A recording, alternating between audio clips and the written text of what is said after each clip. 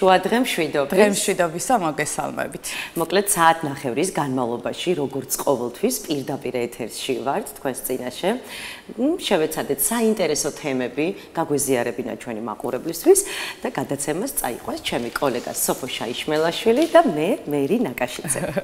ახლა კი ვნახოთ ანონსი და გავიგოთ თუ რატომ უნდა გაატაროთ ჩვენთან ერთად მომდევნო საათნახევარი.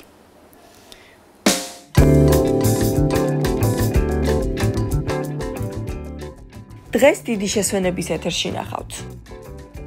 სოფო შაიშმელაშვილის რუბრიკა რჩევები მშობლებს, სტუმრად ინკლუზიური განათლების სპეციალისტი თინეთი ნგობაძე. ახალი არქეოლოგიური აღმოჩენები და პირველყოფილი ადამიანების ცხოვრება. თემაზე ვრცლად ისაუბრებს ბათუმის მესამე საჯარო სკოლის ისტორიის მასწავლებელი, არქეოლოგიის აკადემიური დოქტორი და ბესეოს ასისტენტ პროფესორი გურამ ჩხატარაშვილი. სტამბოლის პირველი საგუნდო და ინსტრუმენტალური კონკურს ფესტივალი. გადაცემაში სტუმრად მომღერალი ფესტივალის ორგანიზატორი ეთერ გორაძე იავუს და ქორმაისტერი ნატალია ვადაჭკორია. ნახოთ ქეთა ჩუთლაშვილის რუბრიკა დაიმუხტე. და ბოლოს პრემიერა დრამატულ თეატრში. სტუმრად რეჟისორი მარიამ სიხარულიძე და მსახიობები გიორგი ყურავა და ანა ნოიაშვილი.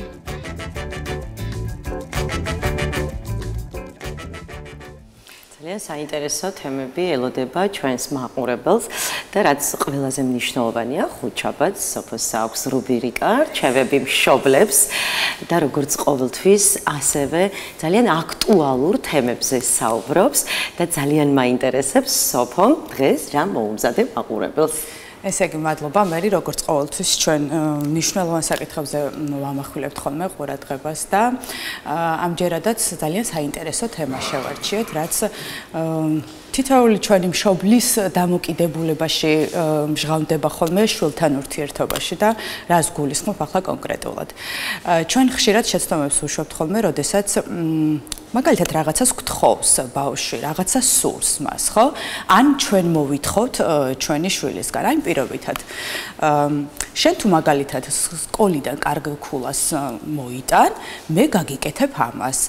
ან შენ ვერ წახვალ მეგობრებთან ერთად გარეთ, იმიტომ რომ შენ ეს არ გააკეთე. თუ შენ ამას იზამ, მე მოვიქცევი ასე. რამდენად სწორია ხოლმე ასეთი მიდგომა ბავშვებთან. ეს არის ძალიან დიდი შეცდომა, როგორც სპეციალისტები ამბობენ. რატომ უშვებთ ხოლმე მშობლები ამ შეცდომას, რატო გვაქვს ესეთი არაჯანსაღი ურთიერთობა ბავშვებთან?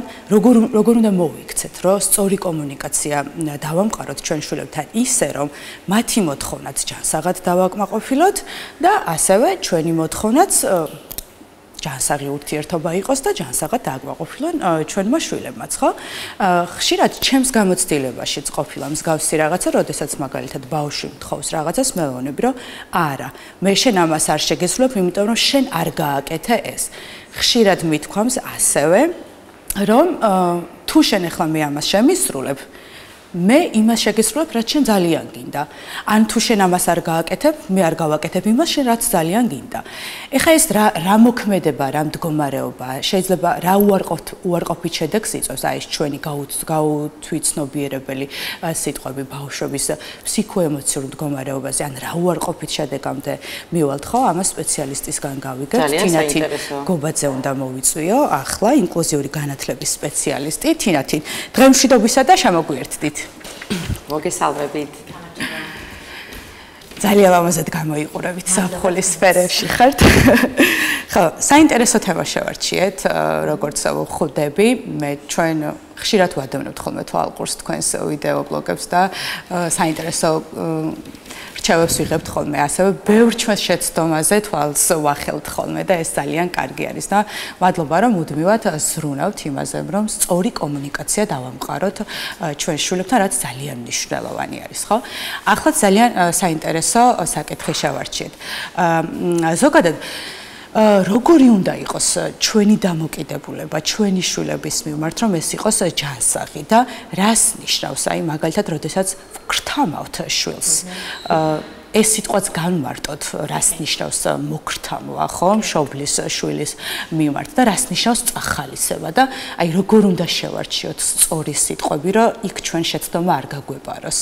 კი ბატონო, მოგესალმებით კიდევ ერთხელ. სულ ძალიან დიდი მადლობა ამ თემით დაინტერესებისთვის და მინდა გითხრათ, რომ ძალიან აქტუალური თემა არის. როდესაც ჩვენ ვსაუბრობთ მუდმივად ჯანსაღ კომუნიკაციაზე, აი პირდაპირ კავშირში არის სწორედ ეს, ჩვენ როგორ სიტყვებს გამოვიყენებთ, ხო? ბავშვთან ურთიერთობის დროს.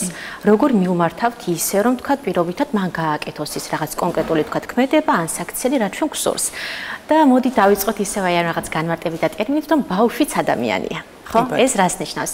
ანუ ჩვენ რამდენად გვესიამონება პირობითად ვიღაცამ, რა ვიცი, ჩვენმა მეგობარმა, ან რა ვიცი, ისევ ჩვენმა მშობელმა, მიუხედავად იმისა, რომ ვართ დასრულები უკვე გითხრას, რომ აი შენ თუ ამას გააკეთებ, ამას მიიღებ, შენ დღეს დასჭილი ხარ, შენ ამას ვერ ეღირსები. მოკეთ, მსგავსი ტერმინები და მსგავსი კომუნიკაციის სტილი დარწმუნებული ვარ, არ ჩვენ მოგვეწონება და ჩვენი мотиваცია კი რა მაგდება პირიქით დაქვეითდება და არ გვექნება სრული რაღაც გავაკეთოთ. კი, არ მოგვეწონება ბოდიში რა გაწყვეტინებ, მაგრამ შეიძლება რომ ვივარაუდოთ, რომ მსგავსი სიტყვები ჩვენს მშობლებსაც აქვთ გამოყენებული ჩვენს მიმართ და ეს რაღაცნაირად ქვეცნობიერში დალექილია. კი, სოფო იდეალური აქცენტია, რადგან რეალურად ჩვენ ხშირად ვიყენებთ იმ ასორტის სტილს, რასაც ჩვენთან იყენებდნენ.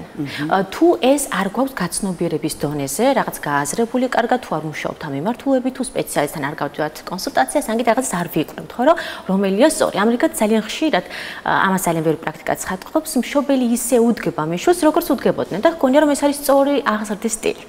ამერიკად მნიშვნელოვანია ჩვენ ბევრი ვიკვლიოთ, თქვათ, კვლევებს გავეცნოთ პრაქტიკულ ნაწილს, რომ შემდგომ სწორი კომუნიკაცია დავამყაროთ ბავშვთან. მოდი განვარტოთ ზოგადად რა არის წახალისება და შემდეგ мотиваცია რა შუაშია წახალისებასთან, ხო? წახალისება ეს არის ადამიანის ხედა რაღაც განხორციელებული ქმედება, შეიძლება ის იყოს სიტყვიერი, შეიძლება იყოს პირობითად მატერიალური სახით შეთავაზებული, რომელიც მე мотиваციას მიმაღლებს და მიჩენს სურვილს, რომ რაღაც გავაკეთო, ხო? ამერიკად ეს უნდა იყოს სწორი ფორმით შეთავაზებული მშობლის მხრიდან. და ინახეთ კიდე განმარტოთ რა არის ზოგადად მუქარა და ქრთამი, ხო? და ხშირად თუ მშობელი პირობითად ბავშვს ეუბნება, რომ შენ თუ ამ საჭმელს შეჭამ, შემდეგ მოგცემ შოკოლადს, შენ თუ დავალებას შეასრულებ, შემდეგ იყიდი აიპანს, ან კიდე რაღაც სასურველ ნიუცან სათამაშოს. ეს პირდაპირ არის ქრთამი და რატო? ნახეთ, როცა წინადვა იწყება თუთი, თუ ამას გააკეთებ, ამას მიიღებ. ესე მე რაღაცა პირობებს უყენებ ამ ბავშვს და საერთოდ არ ვზრუნავ შინაგანი мотиваციის გაზრდაზე. ზოგადად мотиваცია არის გარეგანი და შინაგანი, ხო, ესეც რომ შავშალოთ. აი გარეგანი мотиваციის დროს მე საერთოდ რასაც ვაკეთებ, რასაც მშობელი მავალებს თუ მთხოვს, არის დაფუძნებული ყოველთვის გარეგან мотиваციაზე. აი პირობითად სულ ველოდები რაღაცა საჩუქარს, სულ ველოდები რაღაც შექებას, სულ ველოდები რაღაც წახალისებას, ხო? ამრიგად მე თუ მინდა რომ ჩემმა შვილმა რასაც აკეთებს, გააკეთოს ხალისით, გააკეთოს ისე რომ აქ სიამოვნება მიიღოს. მნიშვნელოვანია შინაგან мотиваციის გარღვევაზე ვიზრნოთ, ხო? და როდესაც მე ვაკეთებ რაღაცას და მე ეს მსიამოვნებს და არა ის რომ მე რაღაცას ახლა დედა მომცემს ან მიყრის და ამიტომ ვაკეთებ, ეს ბუნებრივად ჩაიკარგება და ძალიან მოკლე ვადიანია, ხო? და შემდგომ მე შესაბამისად არ მექნება საყვარელი საქმიანობა, შესაბამისად არ ვიქნები წარმატებული, იმიტომ რომ ყოველთვის ველოდები რაღაცა გარეგან ჯილდოს და სტიმულს, რომ მე რაღაც გავაკეთო, ხო? ამრიგად მშობელი როცა ამყარებს შვილთან კომუნიკაციას, პირობითად უნდა რომ დავალებები შეასრულოს. ყოველთვის ასეთნაირად დავალაგოთ, ხო? პირობითად დავალებების შესრულება თუ ნაკლებად მაგალითად სასიამოვნო პროცესია ბავშვისთვის, წაახალისოს მშობელმა. არა ისე რომ შენ თუ დავალებას შეასრულებ, შემდეგ წავიდეთ საყვარელი ნაყინის საჭმელად. მოდი ასე უთხრათ. აი როგორც კი დავალების დასრულებას მორჩები, წავიდეთ ნაყინის საჭმელად. ნახეთ როგორი განსხვავებულია რა? თითქოს არაფერი, მაგრამ რეალურად სიტყვის ჯადოსნური ძალა აქვს. და მე მოტივირდები არა იმაზე, რომ უი ნაყინი უფრო უკეთესია, მოდი ჩქარა ეს მოვიცილო, დავასრულო და შემდეგ ნაყინი მივერთვა. არამედ მე ვხვდები, რომ დიახ, ჯერ მოდი ეს გავაკეთო, ჯერ შემდეგ პრინციპი, მოკლედ რო ვუთხრათ მშობლებს, ხომ? ჯერ შემდეგ პრინციპი დანერგონ ბავშვთან ურთიერთობისა და კომუნიკაციის პროცესში. და ეს ავტომატურად ახლა ისმენ, ხო, მრჩება ესეთი შთაბეჭდილება, რომ არც თუ ისე რთული არის ამ სიტყვების შეცვლა. მაგრამ ჩვენ მაინც ამ რაღაცნაირად ძალადობრივ სიტყვებს მივმართავთ ხოლმე. და ამას რატო ვაკეთებთ? ჩვენს ძალაუფლებას ვამტკიცებთ შვილის მიმართ? არაჩვეულებრივი აქცენტი ერთ-ერთი ეგეც კი არის. და ხშირად მშობლები ექცევიან აი ამ სტერეოტიპების გავლენის ქვეშ. და ხშირად კიდევ თუ დაკვირდებთ ქუჩაში პირობითად მშობელი არაფრის დიდებით არ მიმართავს სწორ კომუნიკაციას ბავშვთან, რომელიც ტანტრუმს აწყობს, ძირში წვება, იმიტომ რომ უნდა საყვარელი, რა ვიცი, რაღაც ძვირადღირებული ნივთი, სათამაშო და მშობელი უფრო მეტად უნდა თავისი ეგო დაიკმაყოფილოს, თქვა და ბავშვს კი არ შეხედოს, თქვა და იქ იმ მომენტში ბავშვის საჭიროებას კი არ პასუხობს.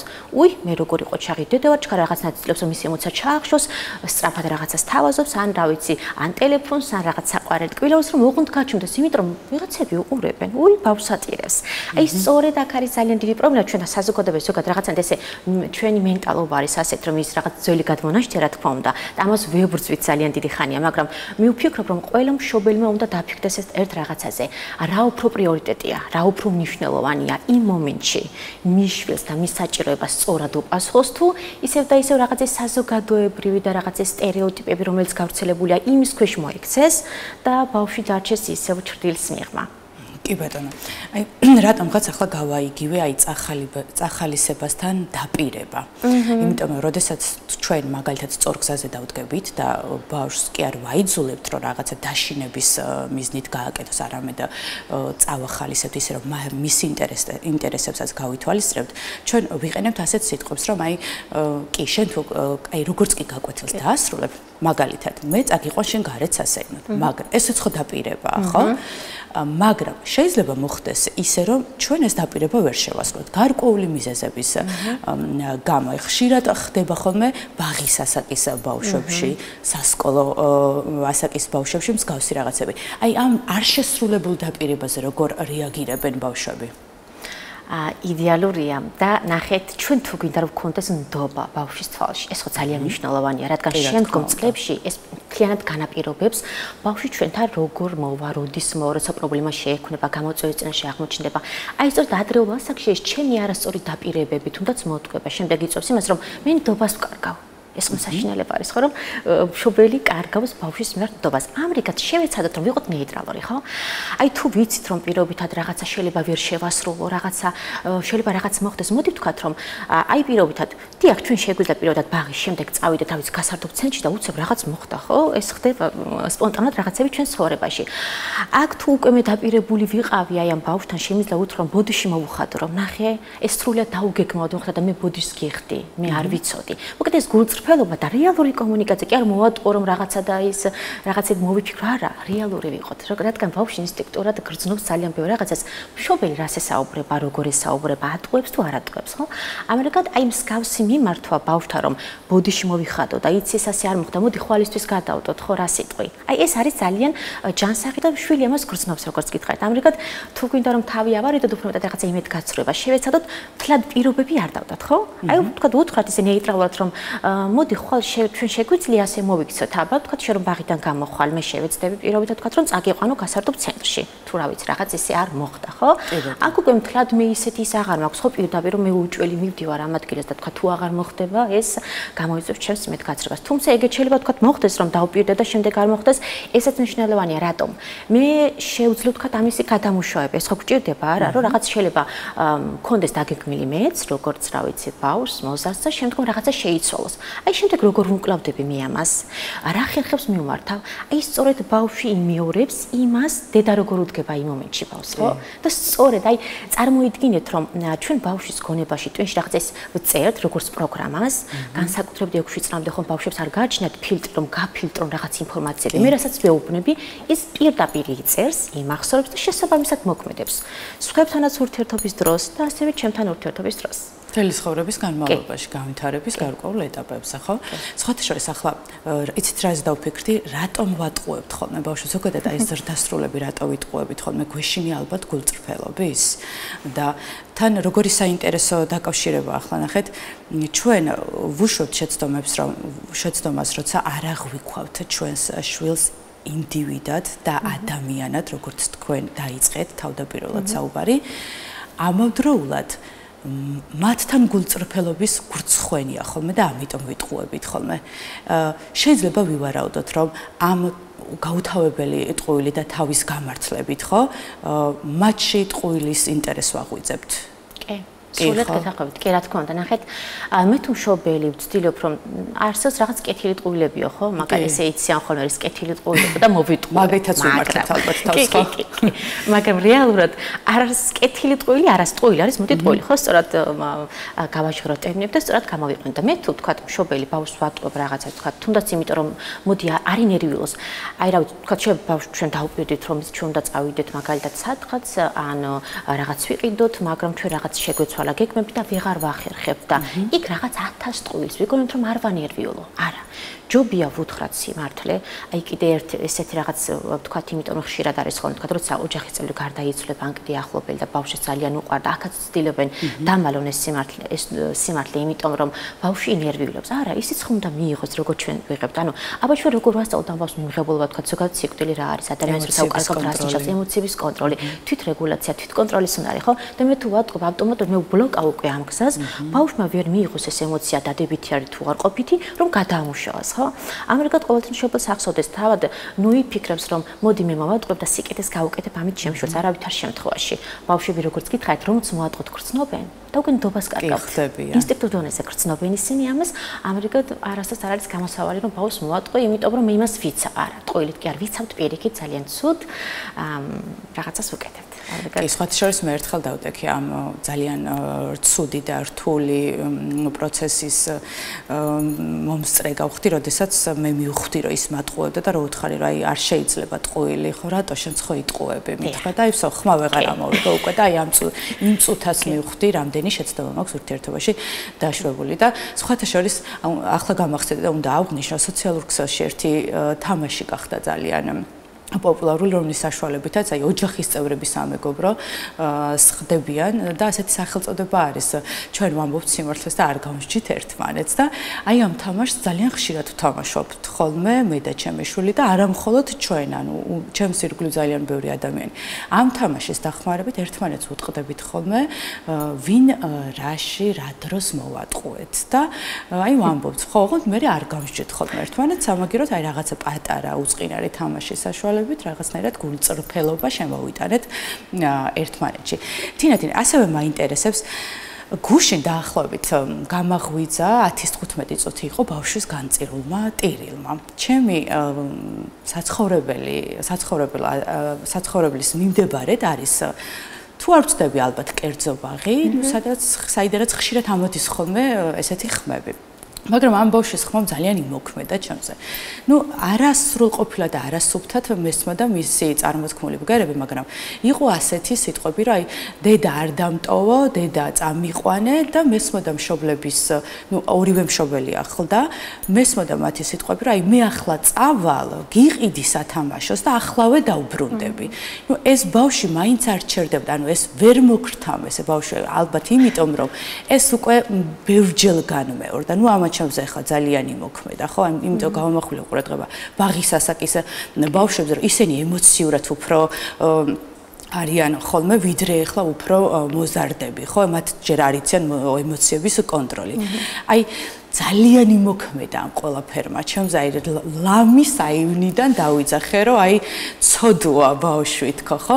ასეთი შემთხვევები ალბათ თქვენს პრაქტიკაშიც იქნება და აი რას ეთყოდით ასეთ მშობლებს, იმიტომ რომ მე გულწრფელად რო თქვენ, ხა არ მაქვს უფლება რომ ასე მოუწოდო ახლა და რაიმე უთხრა. ჩემზე ძალიან მოქმედს და ახალაც კი მოქმედა, იმიტომ რომ ადრეული ასაკი და განსაკუთრებით ეს ბაღის ასაკის ბავშვებთან ეს ემოციური გამოხატულება და ემოციების რეგულაცია ხო არ არის და შესაბამისად ძალიან ხშირია ზუსტად სამწუხაროდ რომ ბაღებში ეს ბავშვი განწრა ტირია, მე მშობლები ან ატყუებენ, მე ახლა გავალ და მოვალ, ან რაღაცას გიყიდი და მოვალ, გრთამი ისევ, ხო? იმ მომენტში ბავშვს სულაც არ ჭირდება ის არც სათამაშო, არც პირველი, მას ჭირდება ჩვენი ემოციური სიახლოვე და აქ ნახეთ მეორე ბარიერია და მინდა რომ ვახსენოთ აუცილებლად რომ ეს ბავშვი როცა განწირვა ტირის იქ იმ მომენტში, ხომ? თითქოს ვიღაცები თქვა გვიჩვენა რომ დიახ, დატოვე და მიეჩვევა. მიეჩვევა ის ნებდება რომ მე ესე იგი არ მაქვს არავის იმედი, ჩემი მშობლის იმედიც კი და მოდი მე ვტირი ვარ, მაგრამ მე არავინ მაქვს ყურადღება, ჩემი ემოციები დაიგნორებულია და შესაბამისად ბოლოს რა ვშვები? ჩერდები. ეს იმიტომ კი ავჩერდები რომ მივეჩვე, დავნებითი, ნახეთ რა ცუდი რაღაც არის, ხო, დანებება. ამრიგად ურჩიოთ მშობლებს რომ თქვა ამ დროს როცა მით უმეტეს ბავშვის ბაღში შეყვანის პროცესია, გაიარონ ძალიან ვთხოვთ, აქეთ არ ვთხოვ, ბაღში უმტკივნეულო ტრანზიციის პროცესები არსებობს ეს, ხო, რომ მე როგორ მივაჩვიო ბავშვი უმტკივნეულოდ ახალ გარემოში როგორ გადავიდეს. ეს არის, ნახეთ, ეს იმდენად ტრამული შეიძლება აღმოჩნდეს მისთვის 3 წლის ბავშვისთვის, რომ შემდგომ ზუსტად ეს ნდობის ფაქტორი აღარ მაქვს მშობლის მიმართ, არც გარშემო მყოფი ადამიანის მიმართ. ამრიგად, მოკლედ ეს არის ძალიან ცუდი, რომ მე ჩემს ემოციებს, როგორც პატარა 3 წლის ბავშვი, გამოვხატავ, მაგრამ არავინ მისმენს. თუმცა გარკვეული პერიოდის შემდეგ ეს ბავშვები ალბათ უკვე აღიქვავენ გარემოს დანიშნულებას და მნიშვნელობას და მერე ალბათ ეგუებიან, ხო? თუ ისევ ხო, და აი როგორც გითხარით, სოფო ნებდებიან. იმათთან ის ჯანსაღი პროცესი ჩვენ გადავახდით, გამოვტოვეთ სამწუხაროდ. და მერე სხვაგვარად ვლინდება სწორედ აი ეს რაღაც ჩავარდნები, რაც ჩვენ გამოვტოვეთ, რეალურად ვერ უპასუხეთ სწორად და გვეგონა რომ ის სწორი იყო, მაგრამ ის დარჩა სამწუხაროდ უკვე მის. და ეს ალბათ უკარგავს მდობას მშობლების მიმართ, მშობლების, რომლებიც ავტორიტეტები ვართ მათთვის და ამ დანიშნულებასაც უკარგავთ, ხო? ნამდვილად. ყველაზე მეტად რაზეც გული გტკივათ ხოლმე, აი მშობლების შეცდომაზე რა არის ის 1-2 რომ ჩამოვთვალოთ და რას ეთყოდით გულწრფელად მშობლებს? ერთი ის რომ არასდროს გადაიტანონ პრაქტიკაში ის გამოცდილებები, რაც, რა ვიცი, თავიანთმა მშობლებმა მისცეს, რატომ? ჩვენ ელისების სისწრაფით ვითარდებით, ხო? ამერიკად ის, რაც მე მომცეს შემამ მშობლებმა და თუ იყო არაჯანსაღი, ეს სრულად დანიშნავს იმას, რომ მეც იგივე გადავაკუპირო და გამოვიყენო ჩემ შვილთან, იმიტომ რომ მე ეს პრაქტიკული გამოცდილება მქონდა და სხვა არ. უკვე იმდენად ხელმისაწვდომია ჯანსაღი და სწორი ინფორმაცია, რომ ჯობია ის მოვიკულიო, დავამუშაო და ის გამოვიყენო. და შემდეგ კიდევ ის რომ ბავშვი უბრალოდ დაინახონ როგორც ცალკე ინდივიდი, სულ ამას ვიცახი ყველგან, იმიტომ რომ მე მგონი ეს ყველაზე დიდი დეფიციტია. ცალკე ინდივიდი და ხშირად ნახეთ კიდევ რას აკეთებენ მშობლები, რომ ცდილობენ ის რაც აკლდათ მათ გადაიტანონ თავიანთ შვილში. მე ეს მაკრა და მოდი ამას გავუკეთებ, მე ასე არ მეხუტებოდი და მოდი ასე ჩავეხუტები. ნახეთ მე ვაზიარებ იმ кейსებს, რაც ჩემთან კომუნიკაციით რას მშობლებს ქონიათ და ეს ძალიან მნიშვნელოვანია, რომ თქვენ ისე კი არ ჩაეხუტოთ, როგორც გინდათ რომ ჩაგხუტებოდნენ თქვენი მშობლები. ჩაეხუტეთ ისე, როგორც ამ მომენტში თქვენ შვილს სურს, რადგან ყველა ხომ ძალიან ესეთი ინდივიდუალურია და განსხვავებული საჭიროებები აქვს, განსხვავებული თუნდაც ჩახუტების ფორმა. შეიძლება იმას რაც არ სიამოვნებს იმ მომენტში, როცა გაბრაზებულია ჩაეხუტოთ და დაელოდოთ დამშვიდეს და მერე ჩაეხუტოთ. ამერიკად არ გადააკოპირონ თავიანთი თავი, თავიანთ, რა ვიცი, შვილებთან. ეს ძალიან მნიშვნელოვანია. კი ბატონო, ნამდვილად და ამისთვის მადლობა თქვენ, რომ ბოლო წლების განმავლობაში განსაკუთრებულად დავიწყეთ ხმამაღლა საუბარი, მითითებები, რეკომენდაციები და რჩევები და ალბათ გამოვასწორებთ ყველაფერს ამას. მერი, თუ აღმოაჩინე შენი თავი ჩვენს დიალოგში მსგავსი არაჯანსაღი ურთიერთობა თუ ერთხელ მაინც დაგიმყარებია შვილთან? რა თქმა უნდა კი, არც მე ვარ იდეალური მშობელი, მაგრამ ვცდილობ რომ გავითვალისწინო თითოეული აი ეს ფრაზა, რაც პროფესიონალები გვიზიარებენ ხოლმე და როდესაც გავეცანი ამ ესეთ кейს, მივხვდი, რომ უანგაროდ უნდა მეკეთებინა ჩემი შვილისთვის ყველაფერი. ეს რა თქმა უნდა ისედაც ვიცით, მაგრამ გააზრებულად, რასაც ქვია, რომ აი ეს ქვეცნობიერის დონებზე დამეყვანა, თუ ამას გავაკეთებ, ეს უკვე ამოღებული მაქვს მე ძალიან დიდი ხანია და უბრალოდ ვიყენებ ხოლმე იმ შემთხვევაში, როცა მინდა რომ წავახალისო. აი უფრო დავუფასო. მაგალითად მოვიდა და მითხრა რომ აი 10 ქულა მივიღე აი ამ საგანში და დედა მე მინდა რომ ეს ყველაფერი შენ დაგიფასო, საერთოდ არ ელოდებოდა, აქ არ იყო მაგალითად მოგთამვა, იმიტომ რომ მიიღო 10 ანი ქულა და ვუფასებ ამ ყველაფერს რომ ვიყო მადლიერი და თუნდაც რომ დაბალი მოიტანოს ხოლმე თვითონ არის იმდენად პასუხისგებლიანი, მე ვიმეორებ რომ ხო არაფერს არ მეტყვი და არა მეთქი დედა რა სისულელია. შენ ჩემთვის ძალიან ჭკვიანი ხარ და მე ვამაყობ შენით მეთქი და ქულა არ არის გადამწყვეტი თქო, მაგრამ შენ შეგიძლია რომ მიიღო 9-ც და 10-ც, მაგრამ თავარი არის ზარმაცო თქო. არ ვიცი რამდენად სწორად. აი ძალიან თუ გვაქვს დრო მინდა ჩავშალო, ძალიან საინტერესო რაღაც გააჟღერეთ მე თქვენ ნახეთ. დიახ, ძალიან მნიშვნელოვანია ჩვენ წავახალისოთ, ეს აუცილებელია. ჩვენს კი გვჭირდება წახალისება, რა თქვა, როგორც დასრულს, რა ვიცი, მატერიალური სახით თუ სიტყვის სახით თუ სხვადასხვა ფორმით. და როცა მე ვარ ფოკუსირებული პროცესზე და არა შედეგზე, შედეგი რა არის, ხო, რა ვიცი, ჩემი მიღებული ქულები, თქვა, ჩემი მიღებული, რა ვიცი, რაღაცას ვხატავ და ძალიან კარგი პროდუქტი შევქმნით, კარგი ნახატი.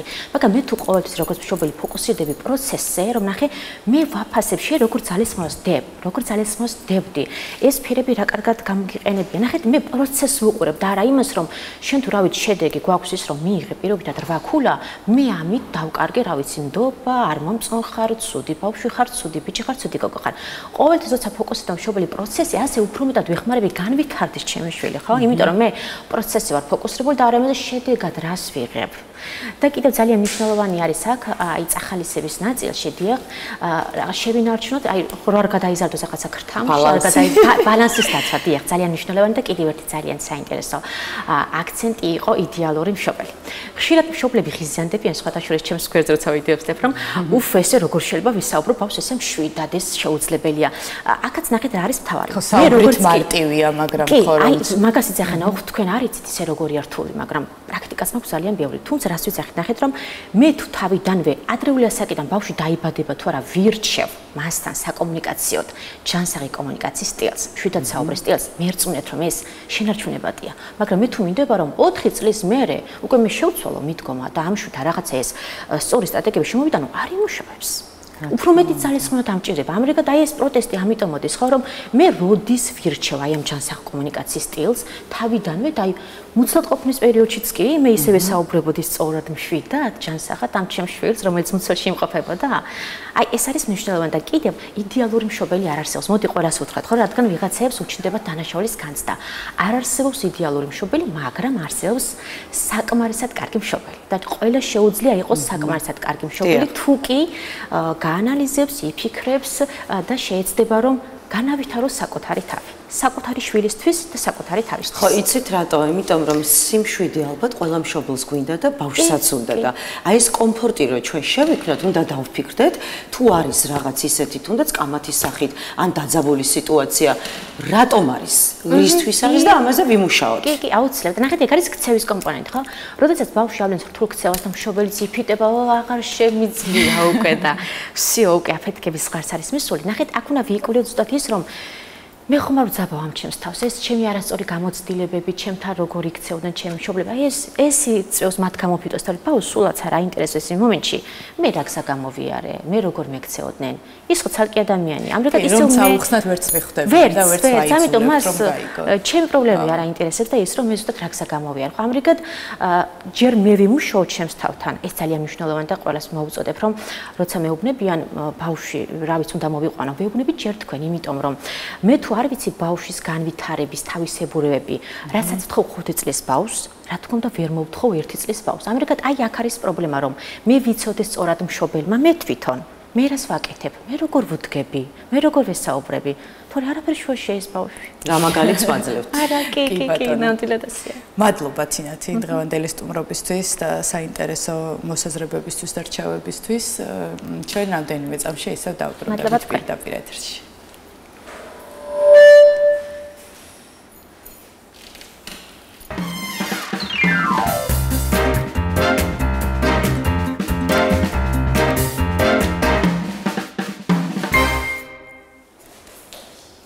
სოფო, ძალიან დიდი მადლობა ამ საინტერესო თემაზე საუბრისთვის და კიდევ ერთ საინტერესო და უმნიშვნელოვანეს თემაზე უნდა ვისაუბროთ. სხვათა შორის, აი მოზარდებს ძალიან აინტერესებს არქეოლოგია, არა მარტო მოზარდებს, ასევე ზრდასრულებსაც და ძალიან საინტერესო არქეოლოგიური სამუშაოები მიმდინარეობს. დღეს ვიმოგზავრებ დროისა და ბუნების შვაბულში, კინტრისის ხეობაში, რომელიც არა მხოლოდ საქართველოს ეკოლოგიური მარგალიტია, არამედ უნიკალური მაგალითია იმისა, როგორ შეიძლება ბუნებამ თავად დაიცვას თავი, ან ვეღარ შეძლოს თუნდაც და ჩვენი დახმარების გარეშე ძალიან ცუდი გარემოება შეიქმნას.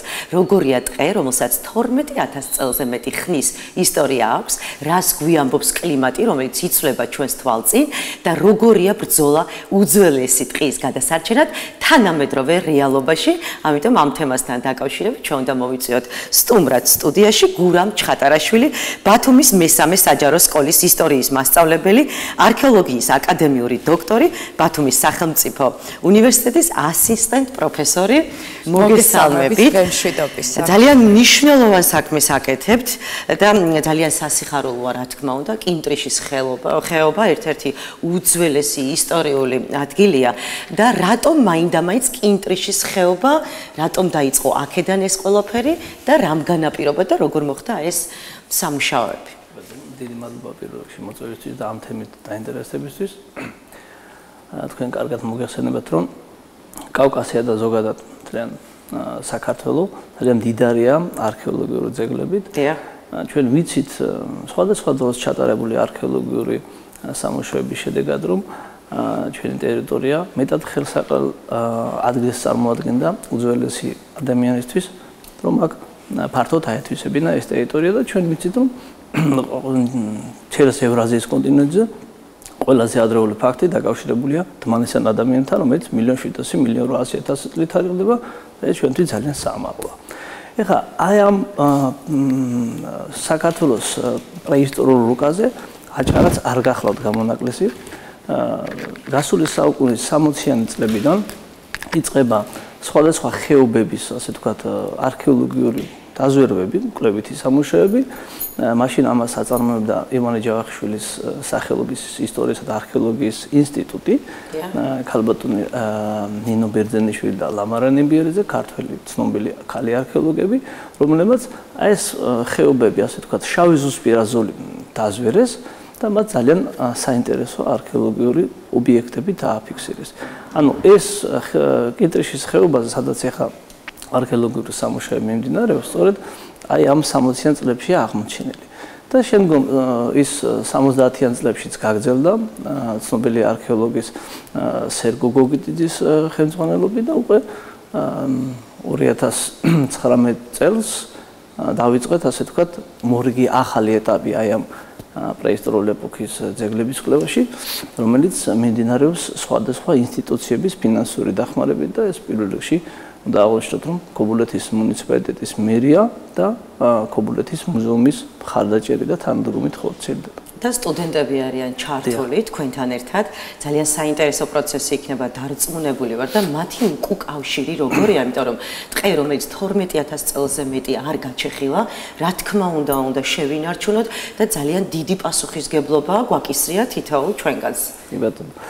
დიახ, სტუდენტების დაინტერესება მართალია გითხრათ, არქეოლოგიით იმდენად ესეთი ფართო არ არის, როგორც სხვა პროფესიებს ეს ეხება, მაგრამ ჩვენ აქტიურად ვცდილობთ, რომ მაქსიმალურად პოპულარიზაცია გავუკეთოთ აი ამ დარგს და ეს გაუგლოთ ინტერესი ხო? დიახ, ხო, ჩვენ როგორც ასე ვთქვათ, სააუდიტორიო საათების შეხვედრის დროს ისე მაქსიმალურად როგორც ტელევიზიაში თქვენთან სტუმრობისთვის, ისე რადიოშიც და მაქსიმალურად ვცდილობთ, რომ გავუწიოთ მას პოპულარიზება. რა თქმა უნდა, ამას დადებითი შედეგიც ჰქონდა და განსაკუთრებით ნახენიშნოს ჩვენი ისტორიის სპეციალობის და უკვე არქეოლოგიის სპეციალობის სტუდენტები, ბაკალავრები, რომლებიც ჩვენი ექსპედიციის აქტიური და განუყრელი წევრები არიან და რომლებმაც უკვე თავისი თავი დააკავშირეს აი ამ პროფესიასთან. ერთ-ერთმა მათგანმა უკვე როდესაც ბაკალავრიატის, ასე ვთქვათ, პროგრამა დაამთავრა, შემდგომ საფეხურზე, ანუ სამაგისტრო მიმართულებით გააგრძელა და თავისი კვლევის ობიექტად აერჩია ქვის ხანა.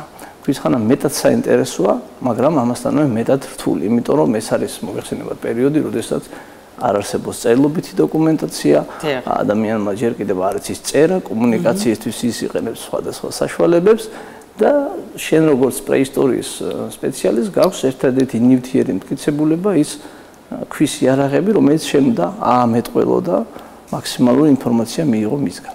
ასევე ძალიან საინტერესოა პირადად თქვენ, როდის მოინახულეთ კინტრიშის ხეობა და აი რა ემოცია დაგჭათ და ეხლა დარწმუნებული ვარ უკვე რამოდენიმეჯერ გიწევთ ამ ადგილზე მისვლა და ყველა მისვლაზე რაღაც სიახლეს პოულობთ. ეს კიდევ აი როგორც თქვენი პროფესიონალის დამოკიდებულება ამ აღმოჩენებთან რაც არის კავშირში, ძალიან საინტერესოა რომ გაგვიზიაროთ. დიახ.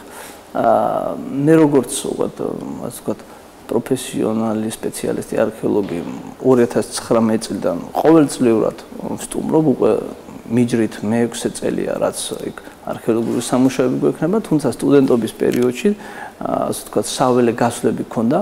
ჩემი მეცნიერ, ასე ვთქვათ, ხელმძღვანელი იყო ყოველთვის ცნობილი არქეოლოგი ბატონი ამირან კახიძე, მისი ასე ვთქვათ, მუზეუმის თანამშრომელი ვარ და შესაბამისად, ესე იგი, მასთან ერთად ყოველთვის მქონდა ასეთი საველე გასვლები. ჩვენ ძირითადად ფიჭნარის ტერიტორიაზე მუშაობდით, მაგრამ ჩემი სპეციფიკიდან გამომდინარე, ვინაიდან და რადგან ფიჭნარი ანტიკური პერიოდის ძეგლია და ჩემი სფერო იყო პრეისტორია, მე მეძლებოდა შესაძლებლობა, რომ აი პატარა, ასე ვთქვათ, მცირე სადაზვერო რაზმები შექმნილიყო, რომლებიც მათ კონცენტრაცია აიღეს სწორედ ქვის ხანის ნამოსახლარების კვლევაძიების საქმეში და ეხლა მაყურებლებს შეუძლია დაინახოს ეს ძეგლები სოფელი ქობულეთი, ხუცუბანი, კვირიკე, ეს გახლავთ ეს კინტრიშის ხეობის აუზში დადასტურებული ეს ნამოსახლარები, რომლებიც ესე იგი მდინარესთან ახლოს არიან განლაგებული. დღეს ის საკარმიდამო ნაკვეთში ბუნებრივი ბორცვზე მდებარეობს და როდესაც იქ ცხოვრები ადამიანი ამუშავებს მიწას, ის შემთხვევით პოულობს ასეთ თქვის ანატკეცებს, მე ჩვენ გვიკავშირდებიან და მოკლედ შემდგომ იგეგმება ეს ამუშავები.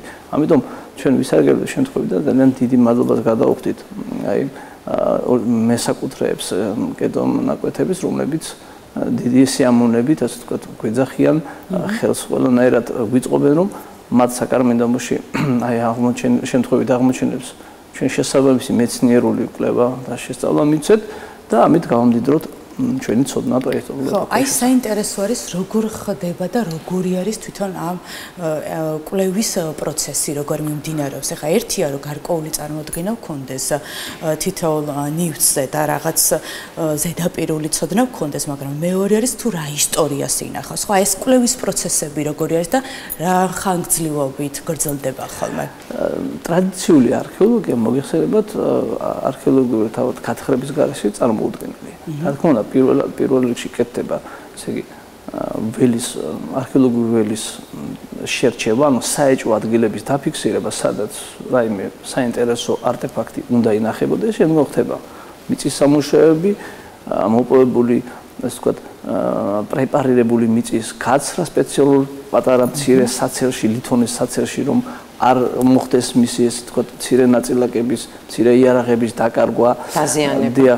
ხო, თუნდაც დაზიანება, მაგრამ უმეტესად აქ გაცხრა იმიტომ ხდება, რომ ეს არის მიკროიარაღები, რომლებიც ძალიან რთულია შეამჩნიო აი ამ მიწის პრეპარაციის დროს, ამიტომ ეს ამ მარტივი პროცესი არ არის, მაგრამ თანამედროვე არქეოლოგია იმიტომაც გახავთ საინტერესო, რომ აქ მარტო იგი არ ეხება მიწის სამუშაოებს და გათხრებს და მოპოვებულ მასალის სტატისტიკურ ანალიზს ან ტიპოლოგიურს, რაც აქ აუცილებელია ლაბორატორიული კვლევის განხორციელება, რომელიც უფრო სიღრმისეულ ინფორმაციას გვაძლევს, მაგალითად იმდროინდელ კლიმატზე, და კონკრეტულად ქვის იარაღების შესახებ მეტად საინტერესო კვლევა არის ტრასოლოგიური ანალიზი. ტრასოლოგია ეს გახლავთ კრიმინალისტიკის დარგი, რომელიც წმინდა კრიმინალისტიკაში ესე გულისხმობს დამნაშავის მიერ დატოვებული კვალის წარმოშობას და მის არსებობის მიზეზებს.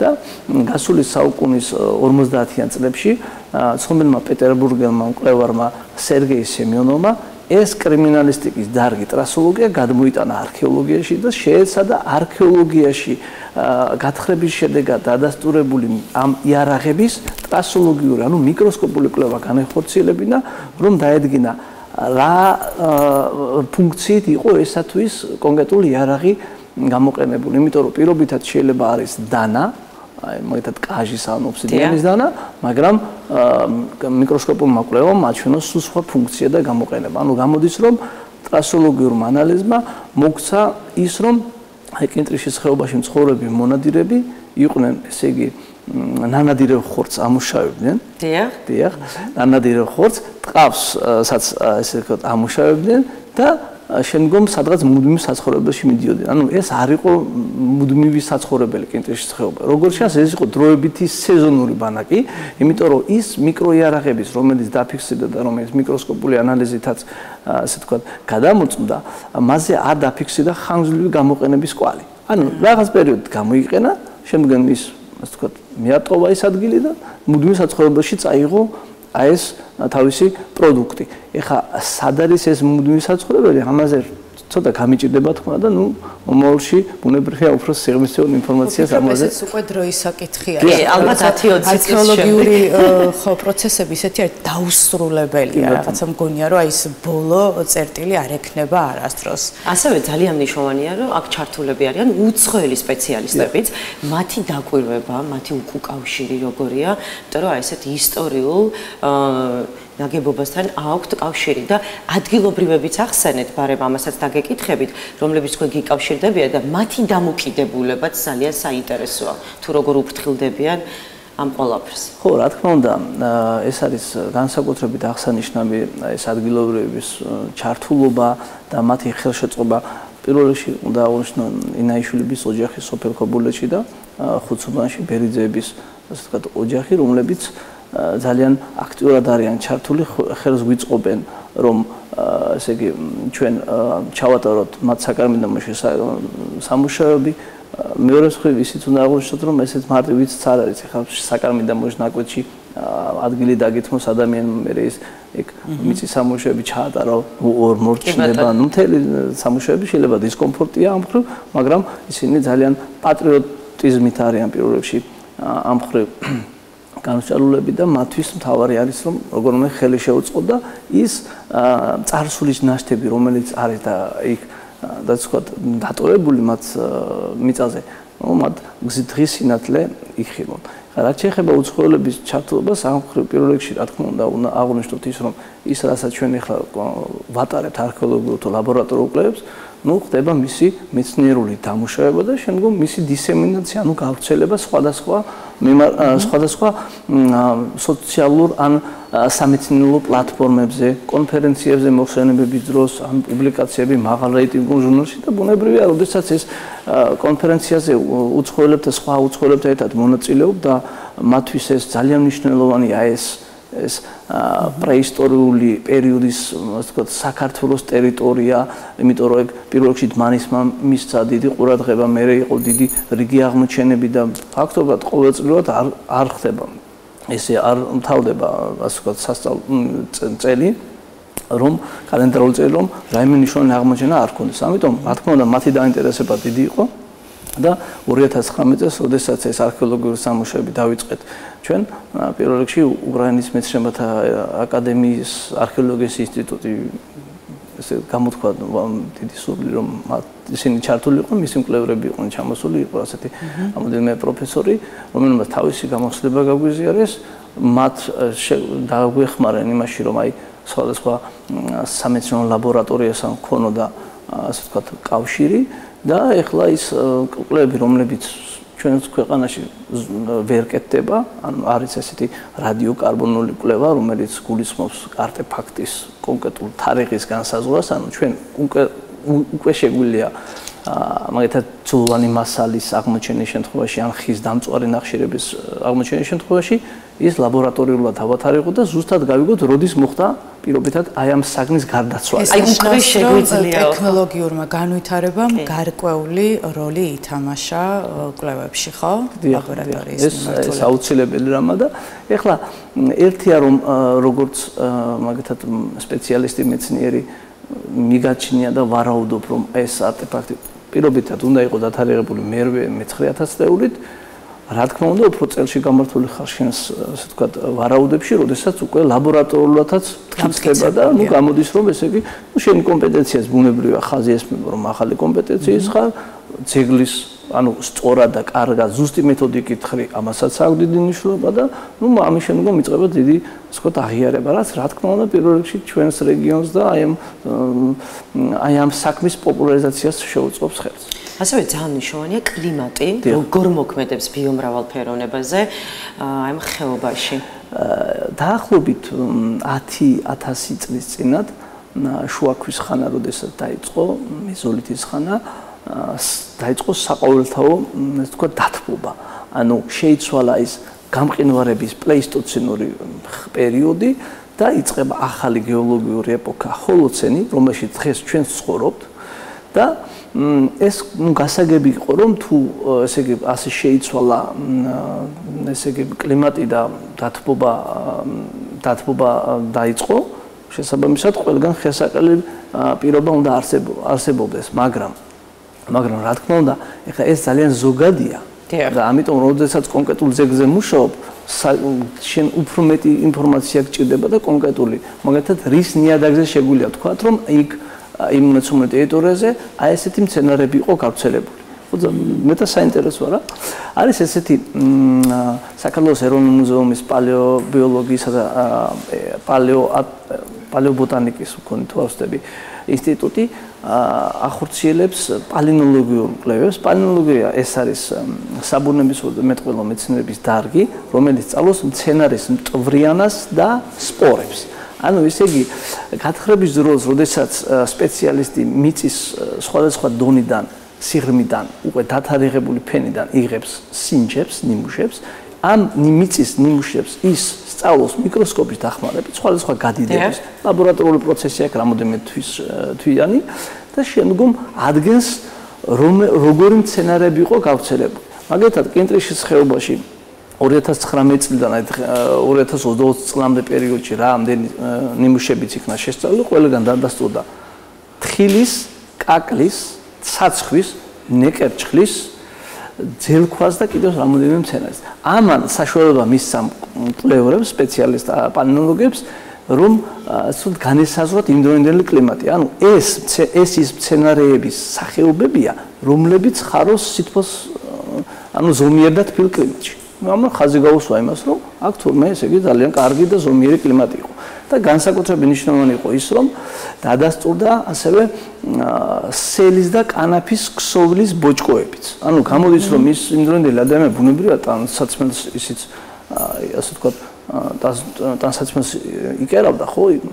და ამიტომ, მაგრამ კონკრეტულად ჩვენ არ ქონდა რაიმე მტკიცებულება გვეთქვა რისგან იყო ეს ტანსაცმელი. პირობითად შეგვიძლია რა თქმა უნდა სელზე გვეთქვა, იმიტომ რომ მით უმეტეს ჩვენს რეგიონში და იმერეთის რეგიონში იყო ყველაზე ადრეული ფაქტი აი ამ სელის გამოყენების, მაგრამ ნუ ჩვენ გვინდოდა რომ აქ დაგვედასტურებინა და ძალიან გაგვიმართლა რომ აღმოჩნდა სელის და კანაფის ქსოვილის ბოჭკოები მიკროსკოპული გადიდების შედეგად, რამაც მიგვიყვანა იმ დასკვნაზე, რომ როგორც ჩანს ის ადამიანი კარგად იცნობს სელს და კანაფს, შეუძლია მისი დამუშავება და ტანსაცმლით, ასე ვთქვათ, დამზადება. კი ბატონო და ბოლოს მეც მაინტერესებს მელი ბოდიში, აი როდესაც ასრულებთ ყოველგვარ კვლევას ნიმუშებზე, თქვენ როგორც მახსოვს მე მგონი ძეგლს უწოდებთ, ხო, აღმოჩენებს, როდესაც დასრულდება ეს ყველა კვლევითი პროცესი და უკვე დადასტურებულად იცით, როდის, რანაირად, აი შემდეგ სად მიდის ეს ძეგლი? ალბათ გადაინაცვლებს უკვე მუზეუმში, ხო? ინახება არქეოლოგიურ მუზეუმში. დიახ. ბუნებრივია ჩვენს ასე შესაბამისი ორგანიზაცია, ამ შემთხვევაში საქართველოს კულტურული მემკვიდრეობის დაცვის ეროვნული სააგენტო არქეოლოგებს გვაძლევს ხოლმე სპეციალურ ნებართვის ფურცელს. ნებართვას, რომლის საფუძველზე ჩვენ შეგვიძლია არქეოლოგიური გათხრები ვაწარმოოთ მოცემულ ტერიტორიაზე. ბუნებრივია ეგ არის კრიტერიუმი რატომ და რა მიზნით, იმ ჩვეულებრივად იმ საპროექტო წინადადებას ადგენ და იქ უნდა მიუთითო კონკრეტულად სად განთავსდება ეს მოპოვებული მასალა, როდესაც მოხდება მისი კამერალური კვლევა, ანუ შესწავლა მთლიანი. ამ შემთხვევაში ხარ კინტრიშის ხეობაზე მუშაობდა მუნიციპალურად ეს ქობულეთის მუნიციპალიტეტია, თან ქობულეთის მერია გვაფინანსებს და ქობულეთის მუზეუმი ჩვენი მხარდაჭერით და ექსპედიციის მონაწილე და შესაბამისად ეს ყველაფერი გადაინაცვლეს მე ქობულეთის მუზეუმში და ის ქობულეთის მუზეუმი კიდევ უფრო გამდიდდება ახალი და დამთვალიერებლისთვის კიდევ ერთხელ შექმნის არაჩვეულებრივ შესაძლებლობას, რომ და წარმოდგენას დაგვიტოვებს და რა საინტერესო არის. ახლა მხელა ისტორია არის, ხო, ერთიორად კიდე გვაფიქრებს ხოლმე, როდესაც მსგავს ობიექტებს სტუმრობთ ხოლმე. დიდი სიამოვნებით დავესწრებოდი არქეოლოგიურ სამუშაოებს. მე ვარ სხვათა შორის პროფესიიდან გამომდინარე მქონდა ერთი-ორჯერ შესაძლებლობა ამის და არაჩვეულებრივი არის. ვეღარ გამოდიხარ უკვე აი იმ მდგომარეობიდან და ემოციებიდან და აი მაგიტომ მიყვარს, მაგრამ თან მოხარულიც ვარ, რომ აი ბოლო წლებში სტუდენტების მხრიდან წამოვიდა ინტერესი და ეს როგორც თქვენ ბრძანეთ, რა თქმა უნდა, თქვენი დამსახურებაა და რაც უფრო მეც ვილაპარაკებ, უფრო გაიზრდება ეს ინტერესიც. და იმედი მაქვს, რომ არ გვექნება არასოდეს აი არქეოლოგიის მიმართულებით სპეციალისტების დეფიციტი ხო და დეფიციტი, იმიტომ რომ ეს ჩვენ გვჭირდება, იმიტომ რომ როგორც თქვი დაუსრულებელი იქნება ჩვენს ქვეყანაში მსგავსი სამუშაო პროცესები. რავი, ძალიან დიდი მადლობა სტუმრობისთვის, წარმატებას გისურვებთ და მომდევნო აღმოჩენა როგორც კი გექნებათ, ეგრევე გელოდებთ. მადლობა, მერი და ჩვენ ამდენიმე წამში ისევ დავბრუნდებით პირდაპირ ეთერში.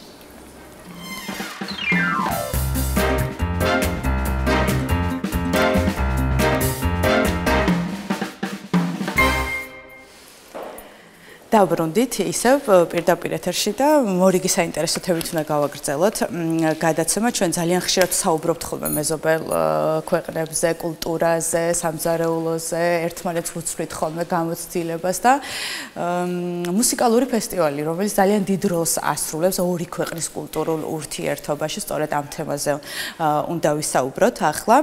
სტამბოლში პირველად გაიმართა საგუნდო და ინსტრუმენტალური კონკურს ფესტივალი, რომელიც 1 ივნის 2019 წლის 1 ივნის გაიმართა. საინტერესო არის თუ რა მიზანი იყო მსგავსი რა მიზანი აქვს ამ ფესტივალს, როგორ გაჩნდა იდეა და როგორ დაარსდა ზოგადად ეს ფესტივალი, ამიტომ მე უნდა მოვიწევ ახლა სტუმრები, რომლებიც სრულყოფილად გაგვაცნობენ, როგორ მიმდინარეობდა ფესტივალი, რა მიზანი ჰქონდა, გაამართლა თუ არა ამ მიზანმა და უნდა ველოდოთ თუ არა ამ ფესტივალის ყოველწლიურ ჩატარებას, ხო?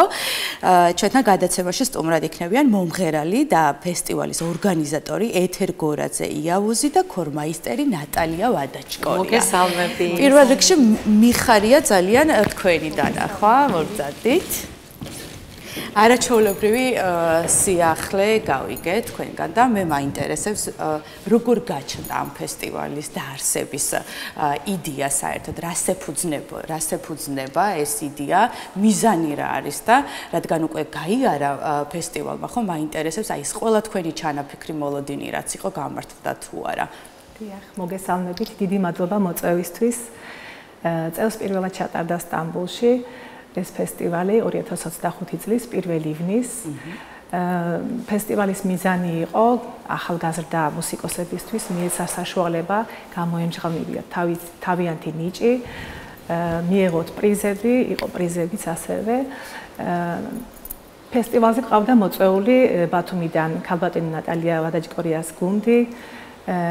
იყვნენ 6 წლიდან 15 წლის ჩათვლით ბავშვები, მღეროდნენ ქართულ სიმღერებს, აგრეთვე შესრულდა უცხო ენებზე სიმღერები. ფესტივალს ესწრებოდნენ თურქეთის საქართველოს კონსული თურქეთში. იყვნენ ქართველები, ემიგრანტები. დიდი მხარდაჭერა იყო მათგან ჩვენს მიმართ. ესწრებოდა 100-ზე მეტი მუსიკოსი ბავშვი. ფინალში დავიდა 40 ბავშვი და ამ 40-დან იყო 4 გამარჯვებული. პირველ ადგილზე 2 პირველი ყავდა ტყუპიდები, რომლებმაც სასწაულად დაუკრეს ფორტეპიანოზე, იყო სხვადასხვა ინსტრუმენტები, იყო ჩელო, გიტარაც იყო, საშუალება მივეცით არა მხოლოდ პროფესიონალებს, არამედ დამწყებ მუსიკოსებსაც მონაწილეობა მიიღოთ ამ კონკურსში. ყავდა ძალიან კარგი ჟიური, პროფესიონალი მუსიკოსები.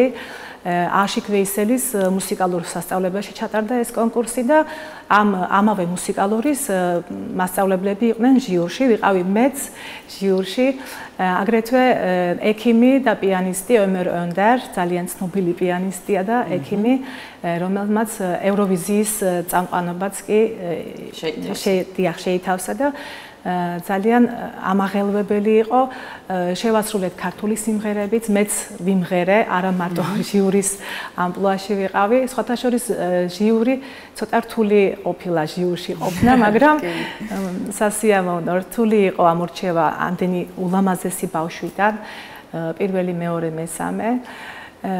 შესანიშნავი გუნდი იყო, 500-ზე მეტი მაყურებელი გვყავდა. ისეთი გაფაციცებით უსმენდა ყველა ამ კონცერტს, რომ აი ძალიან ბედნიერი ვიყავი, რომ მე გავაკეთე ეს შევძელი ჩემს პარტნიორთან ერთად, ჩემს მეგობართან ერთად, ენსარ თუნჩ. აქ არა მხოლოდ ჩვენ ჩავდევით ამაგი, არამედ იყო ძალიან ბევრი ადამიანი მონაწილეობდა ამ კულისებს მიღმა. ჩემი მეუღლე დამიდგა ძალიან მხარში. ჩვენ გადავეცით პრიზები, ყველაზე პატარა იყო 10,000 ლირა, 15,000, 25,000 და 50,000 გაიყო დებმა, ტყუპებმა. ეთერ ძალიან მნიშვნელოვანი არის ის, რომ ეს არის თქვენი პირველი ფესტივალი და სოფრომ როგორც აღნიშნა, აი ჩვენს მეგობარ ქალაქთან, აი ეს თანამშრომლობა მნიშვნელოვანია და თქვენ არაერთი ქართული სიმღერა, არაერთი კლიპი გადაგიღიათ და დაგიზიარებიათ ჩვენი კულტურა მათთვის და ამას აკეთებთ წლებია. უბრალოდ ამ ყველაფერმა მიიღო ეხლა სახე ფესტივალის და ალბათ ის წლები იყოს ზუსტად ამ სულის ჩამდგმელი და მოტივატორი ამ ყველაფრის და მე არ დამამჯდება, მე თავადაც ვიყავი, თქვენ გქონდათ კიდევაც ოპერის თეატრში სოლო კონცერტი. ქართველი მაყურებელიც კი დაატკბეთ თქვენი შემოქმედებით და აი ესე თანამშრომლობთ აი ამ ორ ქვეყანას შორის. აი ეს პასუხისმგებლობა ძალიან მნიშვნელოვანია და როდის გადაწყვიტეთ, რომ აი ეს ნაბიჯები გადაგედგათ თავად თქვენს გამოცდილებიდან გამომდინარე? უკვე 25 წელია, რაც თურქეთში ვცხოვრობ და ოჯახი გადავედი თურქეთში საცხოვრებლად და იქ პედაგოგიურ მოღვაწეობას ვეწეოდი. და სულ აი ყოველ წლის ბოლოს ვატარებდი შემაჯამებელ გაკვეთილებს და რა თქმა უნდა კონცერტს. ბავშვები დიდი ინტერესით ელოდნენ ყოველ წელიწადს ამ კონცერტს და ვცდილობდი რომ ქართული სიმღერებით შეგვესრულებინა. ჩვენ შევასრულეთ რამოდენიმე კონცერტზე სულიკო, ხმალიავლესოთ ქართველებო. მე რა თქმა უნდა მღეროდი ქართულ სიმღერებს და ძალიან მოწონთ ქართული კულტურა, ქართული სიმღერები თურქეთში ძალიან აფასებენ მრავალხმიანობას განსაკუთრებით. უკვე 2 წელია, რაც უფრო კლიპებზე გადავედი, უკვე კლიპებს ვიღებ, სიმღერებს, ან კონცერტებს ვატარებ და გადავწყვიტე, რომ ეს ფესტივალით ესე დაგეგირგინებია. აი კონცერტი ჩემთვის მნიშვნელოვანია, იმიტომ რომ ბავშვისთვის ძალიან მნიშვნელოვანი ადგილი უჭირავს, მე ვფიქრობ, мотиваციისთვის, რომ კიდევ ერთხელ გააკეთოს ეს მისი საყვარელი საქმე და გააგრძელოს ამისი კეთება. და არის თან უდიდესი გამოცდილება, რომლის შესაძლებლობასაც თქვენ აძლევთ, ხო? ნატალია, მაინტერესებს როგორი არის თქვენი შთაბეჭდილება ფესტივალთან დაკავშირებით? მეც მოგესალმებით, ძალიან დიდი მადლობა თქვენს გადაცემას მოწვევისთვის. ვისარგებლებ შემთხვევით და აი რამდენიმე სიტყვით მოგითხრობთ ჩვენი გუნდის შესახებ. ჩვენ 3 წელია ვარსებობთ მოსწავლე ახალგაზრდობის სასახლის ბავშვთა და ვაჟთა ვოკალური სამოყვარულო გუნდი არის. შედგება 45 ბავშვი ყავს გუნდში. ყველაზე მცირეწლოვანი არის 6 წლის, ხოლო მომდევნო არის ყველაზე დიდი არის 16 წლის. როგორც აღნიშნე სამოყვარულო გუნდია, ამიტომ შესაფერისი ნაწარმოებებს ვიღებთ, ვამუშავებთ და ვღებულობთ არაერთ ღონისძიებაში მონაწილეობას, მიგვიღია ფესტივალებზე, კონკურსებზე, ვართ ორგზის ლაურეატები, გვაქვს სხვადასხვა ჯილდო და მადლობა მინდა გადავუხადო ჩვენი სასახლის დირექტორს ქალბატონ თამარ მესხიძეს ამ შესაძლებლობისთვის. და რა თქმა უნდა, ძალიან დიდი მადლობა მინდა გადავუხადო ქალბატონ ეთერს, რომ დაინახა ჩვენი გუნდი. მე მქონდა ბედნიერება ქალბატონ ეთერთან ერთად წლების წინ ვმუშაობდი, ჩვენ ერთად ვღეროდით ქალთა კამერულ გუნდში. ქალბატონმა თქვენი ბავშვებისთვის ეს პირველი გამოცდილება იყო, როდესაც საზღვარგარეთ ჩვენ მოგვიწია ორჯერ საზღვარგარეთ წასვლა, მაგრამ აი ესეთი მასშტაბური ჩვენ ვიყავით სტუმრის სტატუსით მიწვეული, დიახ. მქონდა 40 წუთიანი პროგრამა, შევასრულეთ 12 ნაწარმოები, იყო ასე როგორც აკაპელა, ასევე აკომპანიმენტთან ერთად. ჩვენი კონცერტმეისტერი იყო არ შემიძლია რომ აღვნიშნო ქალბატონი ხათუნა მურადაშვილი, მადლობა ბუხთი მას სტუდიიდან და რაც მთავარია, ეს იყო ზღვა ემოცია იყო, იმიტომ რომ იქ ძალიან კარგად შეგვხვდნენ ქართველი ემიგრანტები და ვისარგებლებ ისევ შემთხვევით და მოვესიყვარულები მათ ამ სტუდიიდან. და ჩვენგანაც უდიდესი მოკითხვა. ძალიან დიდი მადლობა ქალბატონ ეთერს, ორგანიზატორს ამ ყველა ღონისძიების იმისთვის, რომ ჩემს პატარა მოსწავლეებს მიეცათ თავისა და ჩვენი ქვეყნის წარმოჩენის კიდევ ერთი დიდი საშუალება. აი, როდესაც ქვეყანაში დაბრუნდნენ, რა თქოს, რას გააკეთებდნენ? ისე უნდათ უკან წასვლა. ისე უნდათ მიიღეს ხათაშორის. ისე სტამბოლში ჩვენი სტუმრებიდან ისე მიიღეს მოწვევა და ეხლა იმედია კიდე იქნება თქვენი ესე იგი სამომავლო გეგმები უკვე იქვე სპონტანურად დაიგეგმა, იმიტომ რომ მართლა არ ველოდით. მართლა ძალიან დიდი ემოციები იყო. ქალბატონმა ეთერმა შეასრულა საქართველოზე სიმღერა, ეს იყო, არ ვიცი რა, მთელი დარბაზი ტიროდა, ჩვენც გამოვედით ჩვენი ქართული დროშებით, ეს იყო მართლა სხვა ემოცია. ისე საინტერესოა ქალბატონო ეთერ, აქ თუ აპირებთ მსგავსი ფესტივალის ჩატარებას და რომ მოვიწვიოთ ჩვენი მეგობარი ქვეყნიდან, აი ზუსტად აი ეს მონაწილეები. სამომავლოდ ვაპირებ ისევ თურქეთში ვაპირებ, ოღონდ უკვე საერთაშორისო იქნება და ქართველი მუსიკოსებიც უკვე შეძლებენ მიიღონ მონაწილეობა ამ ფესტივალში. აჰა, მშვენიერი. სამომავლოდ უკვე გეგმავთ დიახ. და სავარაუდოდ ეს ფესტივალიც მიიღებს ყოველწლიურ სახეს, ხო? რაღაც ისეთი შემართებით ხართ. დიახ, ჩემი დიდი სურვილია. კი ბატონო. სხვათა შორის ეს არ არის პირველი ფესტივალი, კონკურს ფესტივალის სახით არის პირველი, მაგრამ 2010 წელს ყავდა მიწვეული ორდღიანი ფესტივალი გქონდა სტამბოლში. მე მუშაობდი მაშინ მერიაში, მერიის მუსიკალურ სკოლაში და ჩვენ გავაკეთეთ მიწვევა. ქალბატონი მანანა გაბაიძემ ყავდა მიწვეული თავის ბავშვებთან ერთად და მანანა სახელაშვილი მოცეკვავე ბავშვთან ანსამბლთან ერთად და ორდღიანი ფესტივალი ჩავატარეთ სტამბოლში 2010 წელს. ხო, ეს მესმის, რომ აი ჩემი პედაგოგი იყო, ჩემი ის იყო, ანუ რაოდენ მნიშვნელოვანია, როდესაც ესე წარმატებას მიაღწევს ხელოვანი, რომ დააფასოს აი ეს განვლილი გზა თავის პედაგოგებთან ერთად, იმიტომ რომ თქვენს არაერთ კონცერტზე, არაერთ ფესტივალზე, აი თუნდაც თქვენც რო აღმოჩნდით იქ, ეს ყველაფერი იყო მადლიერების ნიშნად და რა თქმა უნდა პროფესიულადაც იყო ყველაფერი მაღალ დონეზე. ანუ აი ეს მადლიერების გრძნობა, იმიტომ რომ თქვენ ძალიან ბევრი ალბათ პროფესიონალი აღზარდეთ და მსგავსი უკავშირი აქვთ თუ არა მათაც და უნდა გქონდეს თუ არა ზოგადად ადამიანს. დიახ, მე მაგალითად მინდა აღვნიშნო, რომ ქალბატონი მანანა გაბაიძე გახდა მიზეზი, რომ მე გავყოლოდი მუსიკას.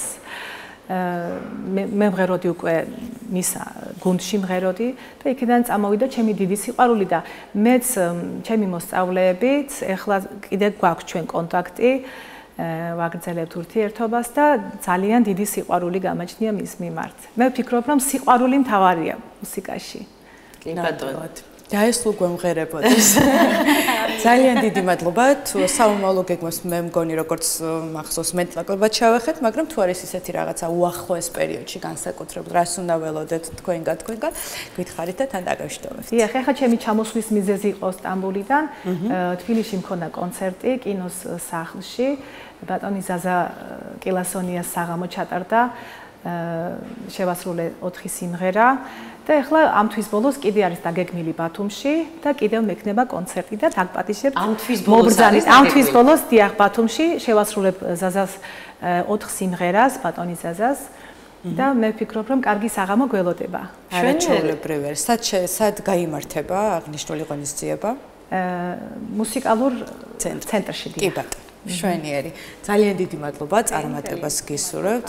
გისურვებთ რომ სულ წინ და წინიაროთ თქვენს ნიჭიერ ბავშვებთან ერთად და ჩვენ კიდევ ველოდებით ისევ უამრავ ბევრ ღონისძიებას, ფესტივალს და ძალიან მნიშვნელოვანია როგორც თავიდან აღვნიშნე ორი ქვეყნის კულტურული ურთიერთობა, რომელიც ოდითგანვე მოდის და ასევე გაგრძელდება და მადლობა რომ ამ ყველაფრის სათავეში დგახართ.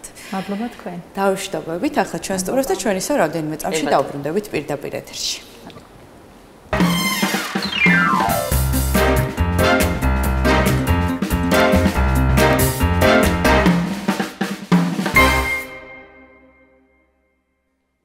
სოფო ჩვენ ყოველთვის ვართ დადებითი ენერგიებით დამუხტულები. კი ბატონო. მაგრამ არ გოწყენდა კიდევ აი უფრო ესეთი პოზიტიური, სახალისო, ენერგიული დამუხტვა და რა თქმა უნდა დღეს არის ხუთშაბათი და არის ჩვენი კოლეგის ქეითა ჩუტლაშვილის რუბრიკა დაიმუხტე. ვნახოთ რა მოგვიმზადა ქეთამ ამჟამად. ჩვენ კი მოვემზადებით რომ აი საუკეთესო ენერგიები, ემოციები, რასაც ქეთა გვიზიარებს ჩვენც გადმოგვეტოს. აბა ნახოთ ამჯერად რა მოგვიმზადა ქეთამ. ფირმა, რაღაცა კომპანია, რაღაცა სახელებიც ხო ერქვა ბევრ იმას, რა ქვია, აცრას და ასე შემდეგ.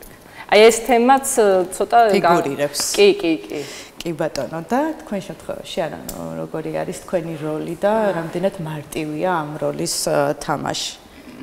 ჩემი პერსონაჟი არის თინეიჯერი გოგო და მისი რომელსაც ბარო რომელსაც აქვს ის პრობლემები რაც თინეიჯერებს ახასიათებთ აქვს პროტესტი ოჯახის მიმართ და როგორც ყველა მაგასაკის გოგოს უნდა თავისუფლება და გაქცევა თავისუფლებისთვის კი დანარჩენს უკვე თუმცა იცი რა არის, არ არის მარტივი თინეიჯერი გოგოს როლის თამაში, იმიტომ რომ ხო, ამას აქში მithumetes, მაგრამ საერთოდ არ გეტყობა, კომპლიმენტი მინდა გითხრა, რა თქმა უნდა, მსახიობის ძიესად არ გვეტყობა ხოლმე, რომ სულ ხიმილით და ეს უე თამაშით ვატარებ ცხოვრებას, მაგრამ აი მან ზუსტად რომ თინეიჯერი იყო და არანაირი შეიძლება ისეთი ის არ ვქონდეს, რა ქვია, ანუ კოსტუმი ან გრიმი ან რაღაცა, უცებ მოახდინო გარდასახო, ვფიქრობ, რომ ძალიან რთულია, აი აქ შექმნა ის სახე, რომ მაგალითად არ იყოს ანანო, იმიტომ რომ მარტივი არ არის და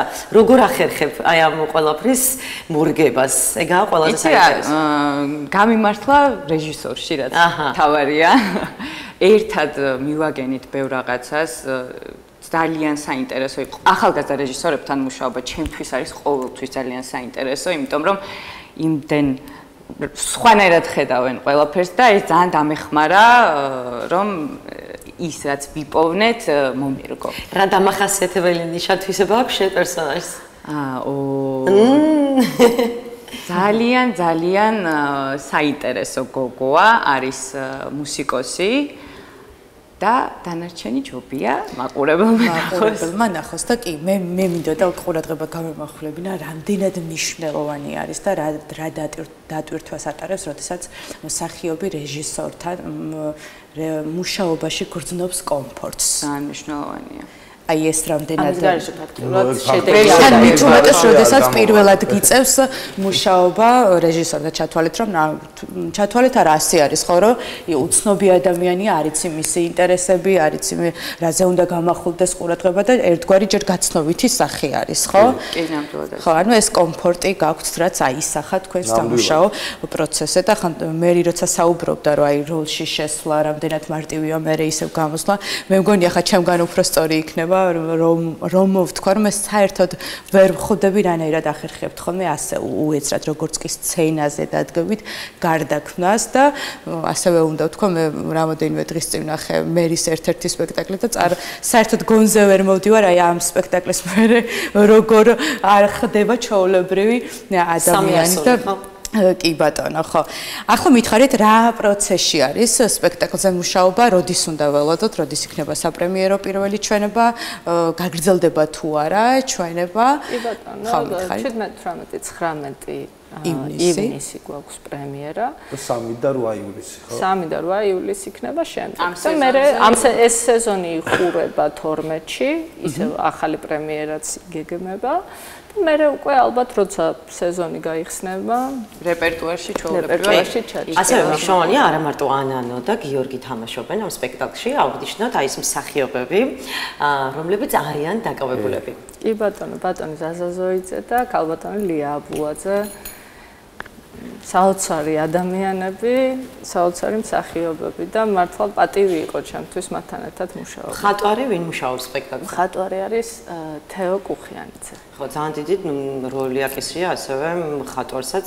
ნუ ერთი სულია, ერთი სხეულია, აქ მსახიობები, ხატვრობა, კომპოზიტორი, სიმბიოზი თუ არ მოხდა და რაღაცა, იმიტომ რომ თეატრი არის ყველაფრის ერთად, ყველაფერი ერთად. ცალკე ერთმანეთის გარეშე რა თქმა უნდა პირველი არის მსახიობი, მაგრამ მე ყველაფერი ერთად.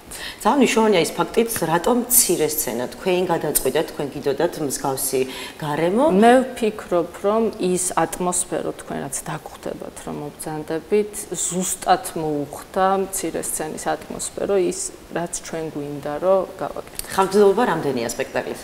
საათი და 10 წუთი. ერთ ამოსულ თქვენზე. ასაკობრივი ზღვარი ხო არ არის დასწრების?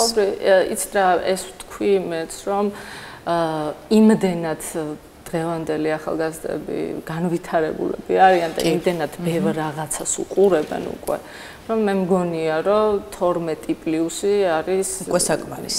კი, ისეთი ასაკი, რომ შეუძლიათ რომ გაიგო.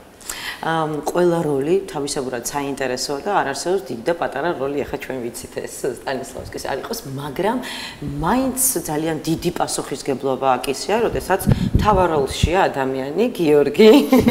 მე მგონი შენი არა მარტო მე, ყველა მთავარ როლია. კი, მაგრამ პერსონაჟი, რომელზეც საუბრობდა ეხა რეჟისორი, გამოკვეთილად შენს პერსონაჟზეა აქცენტი გაკეთებული. აი იმ პასუხისგებლობას, რომელსაც შენ განიცდი ეხა და თუ არ ვწდები შენი პირველი მთავარი როლია, ხო, სპექტაკლში? სპექტაკლში. ეს ძალიან მნიშვნელოვანია. როგორი დამოკიდებულებით ხარ? აი შეგრძნება როგორი გაქვს ამ კუთხით, რომ აი ეხა გიო, ეხა ცოტა უკვე მეტი პასუხისმგებლობა, მეტი სანამ გიორგი დაიწყებს მე ვიყავი გიორგის. რეჟისორი გაგცემს პასუხს. ბედნიერება არის მართლა გიორგისთან მუშაობა, იმიტომ რომ ესეთი პასუხისმგებლიანი, ესეთი მოწესრიგებული არტისტები ვუსურვათ ყველა თეატრს, როგორიც არის გიორგი. შენც გაგვეცი პასუხი. და არაჩვეულებრივი პარტნიორია. ასევე იგივე. მაშინ დავამატებ არაჩვეულებრივი ადამიანიც. მე როგორც ხდები, ბარე მეც ვიტყვი ამით ყველაფერი ნათქვამია გიორგიზე, ხო? შვენიერი და წარმატებებს გისურვებ. მაინტერესებს კიდევ აი იმ შთაბეჭდილებიდან, რა შთაბეჭდილებაც ახლა თქვენ დააგრჩათ ამ დასზე თეატრზე მსახიობებზე, შეიძლება თუ არა ვივარაუდოთ, რომ უკვე მიღებული გამოცდილების ფონზე შეიძლება რომ კიდევ ითანამშროლოთ თეატრის მსახიობებთან. სიამოვნებით ყოველთვის, იმიტომ რომ აი მართლა გულწრფელად ვიძახი, ძალიან შემიყვარდნენ ყველანი. არა მარტო მსახიობები, მთელი ის ჯგუფი, ვინც ქმნის სპექტაკლს. ესე იცი. ჩემთან აი ჩემს გულთან არიან ძალიან ახლოს და რა ვიცი, ერთი სიამოვნება არის და კიდე გვაქვს. და კიდევ ბევრი სამომავლო გეგმა გექნებათ. ძალიან დიდი მადლობა მაყურებელს კიდევ ერთხელ შევახსენოთ, რომ საპრემიერო ჩვენება გაიმართება მცირე სცენაზე სპექტაკლით მეტამორფოზა, უბრალოდ რიცხვები შევახსენოთ 17-19 ივნისი და ასევე განმეორებით შეგიძლიათ ნახოთ 3 და 8 ივნისი. მე დარწმუნებული ვარ, რომ ბილეთები აღარ არის, სამივე გაყიდულია, იმიტომ რომ ანშლაგია სოფა მახსენა და ეს ძალიან სასიხარულოა, იმიტომ რომ მაყურებელი იყო ერთი პერიოდი ჩვენ გვაკლდა და დღესდღეობით კი არ გვაკლია, არამედ აი ესე რომ მივიდათ მოსაწყები აღარ არის. ჩუმად. კი, ხო, ამიტომ წარმატებებს გისურვებთ. დარწმუნებული ვარ ისეთ სათქმელ სიტყვით, რაც მნიშვნელოვანია და ცოტა ხნით უკან დაგვაბრუნებს აი პერიოდში მაყურებელს ის სიტუაცია, იმიტომ რომ ხანდახან ის დაფიქრება ამ განვლილი პერიოდის მიმართ არის მნიშვნელოვანი, რომ შემდეგ კიდევ ახალი გზა განვლოთ. კი ბატონო, განვლოთ ისე რომ აი თითქოს გადამზევრებული. კი ბატონო, წიგნივით არის. მე ჩვენ ხო ხშირად ვამბობთ ხოლმე, რომ აი რამდენადაც ხშირად წაიკითხავ ერთი და იგივე წიგნს, უფრო მეტად აღმოვაჩენ კიდევ უფრო ახალს და აი ეს არის სწორედ ეს ყველაფერი და მე ძალიან დიდი მადლობა მინდა გითხრათ დღევანდელი სტუმრობისთვის. მადლობა იმისთვის, რომ კარგი მასპინძელი აღმოჩდით თქვენთვის.